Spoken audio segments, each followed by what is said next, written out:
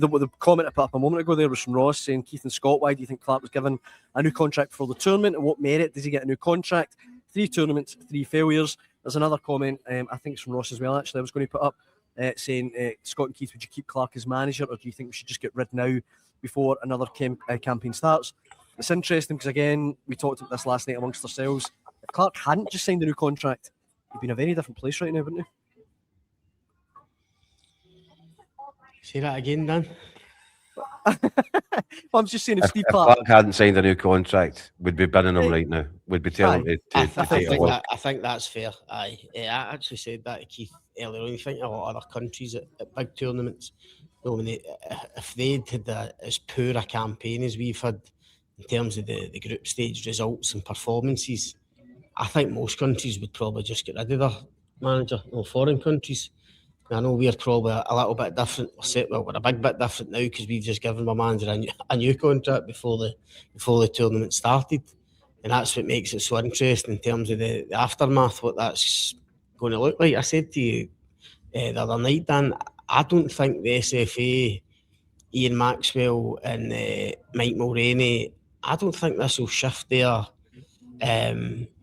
attitude, their approach towards Steve Clarke in the slightest, because I spoke to both of them in the build-up to the tournament, and they couldn't have been more effusive in their praise of Steve Clarke. I mean, to them it was an absolute no-brainer to give him the contract that he wanted before the tournament. And I touched on it last night. My problem with that is it goes back to this attitude of just being grateful to get to tournaments. We've just been grateful to get there and get the money in the bank and give the fans, you know, party time at major finals. There's not enough emphasis been put on what we actually do when we get there. We've been to 3 out of 4 now, so you can actually say Scotland now regularly get to tournaments again because we've done it, but we've done nothing once we got there. So that's got to be the big question mark over Steve Clarke now. I don't think he's going to walk away for a 4-year. He's not going to walk away. 4-year deal. Guarantee you that. I mean, Jamie in the comments says, how many times have Ireland and Wales qualified for big tournaments recently? At least we are making them, considering our record before Clarke came in. And that's an important point. That is an important point. And I have to say, I think I've been very supportive over the piece of Steve Clarke for that reason. That this is a guy, albeit he got very lucky in terms of when he got the Scotland job, because he just happened to be the right man in the right place at the right time with the group of players. Other Scotland managers were, you know, trying to pluck players out of England's championship, trying to find them a Scottish granny if they could. If you were playing the second tier of English football, you were getting a Scotland cap if we could possibly make it happen or prove that you once had a pint of tennis lager. That's completely changed for Steve Clarke. He was picking from a different pool. You know, he was going with guys that were Arsenal players, Man United players, Liverpool players, Aston Villa players.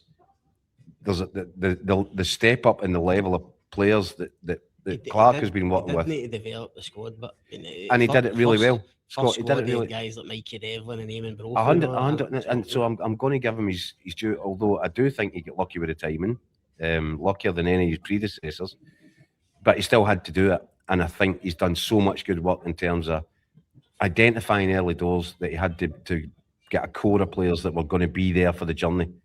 And he was right when he said, do you know, the key is they need to get experience, they need to get caps. Yep. And he's built it and he's done it really, really well. You're right. But when it's push has come to shove at tournament level, there's something in Steve Clarke's DNA which makes him uncomfortable. Yeah. And he, you can tell that in the way he conducts himself, whether it's in interviews or he just feels as if he's completely out his comfort zone at a tournament. The irony being that he's the guy that's broken this, you know, so many years cast out in the wilderness. It's Steve Clarke that's turned that around, and he always deserves gratitude for that. And I've been one of his, you know, strongest supporters over the piece because of that. But I'm afraid you can't keep you. I was listening to every word that he said before this tournament. Promises were made, promises haven't been kept, and I don't know now if there's a real appetite to see it happen all over again at a fourth competition. The question for the SFA, Jacko, is right. So Steve Clarke comes in at a certain point, and as you say, no, we'd been struggling, hadn't qualified for tournaments, etc. So we needed somebody to get us qualifying for tournaments again. He's done it. He's done brilliantly. 3 out of 4 tournaments, built a really strong squad. That's a phenomenal achievement. Exactly, right? Guys we know 70, 80, 90 caps, that core group. And that is what was needed. I totally agree with Clarke on that. That's what was needed to get us back to a tournament. The big question for the SFA now is, right, we're now a team that gets to tournaments. So has he taken the Scotland team as far as Steve Clarke can take it? What's the next step? Do they genuinely believe, no, this manager will keep getting us to tournament and will improve, results will improve at tournaments? That hasn't happened so far in the 3. I would argue, I think there's certainly an argument now where you say, right, that if you're the SFA, you go, right, that was the kind of initial phase, if you like. We had to get a manager in to get us back to tournaments. He's done it. He's done brilliantly at it. But we're now getting to tournaments and failing every time we get there. So what is the next step? Is he the guy to take us to that next level and actually get to a tournament and do something? It's a bit like, might not be a great analogy, but you think of teams down south that get to go for the championship to the Premier League. Yeah. They'll go up like 2, 3, 4 times in 5 years, but they just come straight back down again. It's the Daniel Farke. Aye, that's exactly what I was going to say. He's broken that circle this season at Leeds, but that was the accusation even before the start of the season. Daniel Farke is a brilliant guy to get you into the Premier League, but he's the worst man in the world for keeping you in it. Exactly. So at what point do you say, right, we get there, but we need a different type of manager to keep us in there? There's a couple of people in the comments, guys, that are saying, I mean, Kenneth Swin says Clarke will walk, I think, because he can't take Scotland forward anymore. Andrew says as well, I think he'll walk. I agree with you, Keith. I think there's any chance of that. How is Steve Clarke having worked so hard? And by the way, let's get it right. Steve Clarke ran rings around the SFA ahead of the World Cup. He said that he wanted his contractual situation sorted out. He kind of strong-armed them. He left them in a situation where the SFA hadn't put that contract to the table. Hadn't he about getting back to club talking football? About club football, talking about he was putting himself up. He did an interview, although he doesn't like journalists clearly, and he makes a big deal about that. And I find that frustrating because I think the media in this country has been really supportive of him over the piece.